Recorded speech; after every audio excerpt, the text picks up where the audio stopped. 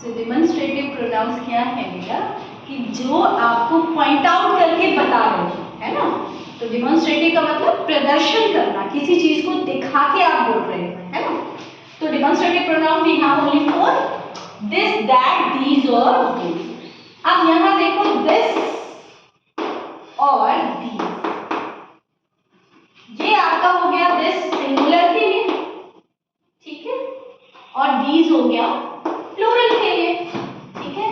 अब दोनों चीजें कब यूज करते हैं आप, जब आपके जिसको भी आपको करना है, जो आपका सब्जेक्ट है या जो आपका नाउन और प्रोनाउन है आपके नियर बाय है, नियर बाय थिंग्स के लिए आप क्या यूज करेंगे बेटा, दिस और दीज, ठीक है।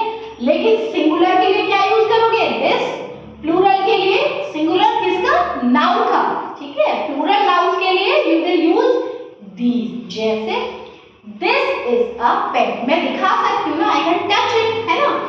दिस इज ब्लैकबोर्ड, ठीक है। नाउ दीज आर बुक्स, ठीक है, ये भी मेरे पास में ही है, ठीक है।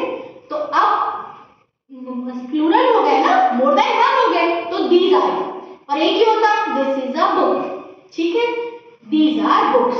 अब आपको ये भी ध्यान रखना है, आपने जब पहले लिखा दिस इज अ बुक, है ना, दिस इज अ बुक, जैसे ही आप दीज कर देंगे, ठीक है, तो आपका जो नाउन है वो क्या हो जाएगा, चाहे ऑब्जेक्ट हो चाहे सब्जेक्ट हो, ये क्या हो जाएगा, प्लूरल, और वर्ब भी उसके अकॉर्डिंग चेंज हो जाएगी, तो क्या हो जाएगा, दीज आर बुक्स, है ना, और ये आर्टिकल ए यहां से हट जाएगा, ठीक है, समझ में आ गया।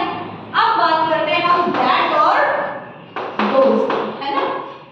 ये दोनों किसके लिए होते हैं, जब आपके पास जो भी थिंग है, जो भी आपका नाउन है, प्रोनाउन है, वो आपसे दूर हो, ठीक है, दूर हो। दूसरी चीज दैट किसके लिए आप लगाएंगे, सिंगुलर के लिए, है ना, और दोस किसके लिए लगाएंगे बेटा, प्लूरल के लिए, है ना। समझ गए यहां तक। जैसे दैट इज अ डोर, ठीक है, दैट इज अ डोर, मैंने लिखा दैट इज अ डोर, ठीक है।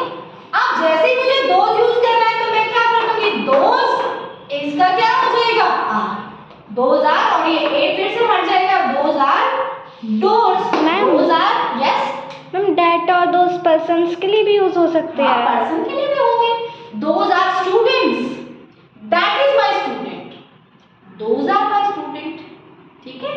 बोला ना, नाउन और प्रोनाउन दोनों के लिए यूज होंगे, चाहे वो लिविंग थिंग हो और नॉन लिविंग थिंग हो, ठीक है।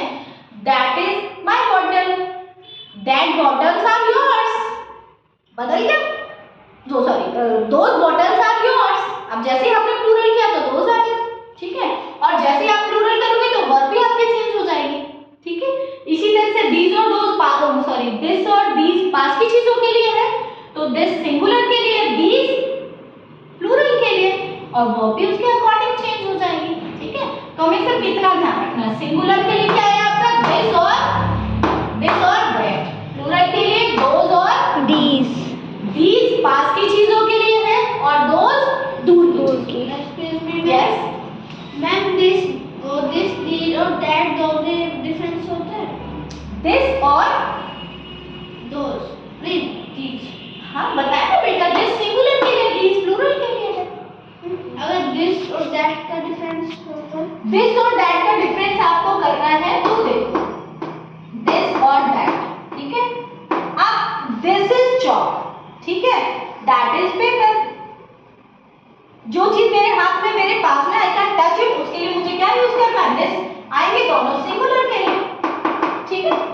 दैट भी ऐसे यूज होता है, दैट भी ऐसे होगा, लेकिन दूर की जिसको मैं टच नहीं कर पा रही हूँ, that is the paper, that is the purse, that is the door, ठीक है, जो मुझसे दूर है, या जो भी वक्ता है, जो भी डूअर है, जो सब्जेक्ट है उससे दूर है, तभी तो वो दैट यूज करेगा, अगर पास भी हो तो वो दिस यूज करेगा, ठीक है। दैट इज चेयर, ठीक है, मेरे पास नहीं है ना, दैट इज हिमालय, अब कितना दूर है, मेरे पास तो है ही नहीं, ठीक है।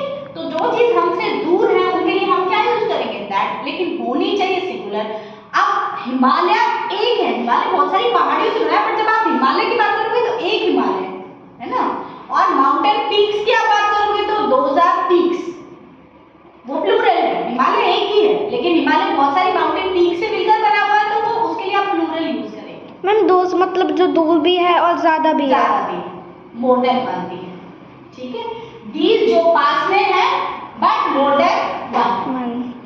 ठीक है। कॉन्सेप्ट क्लियर है? Yes, यहाँ ma'am. पर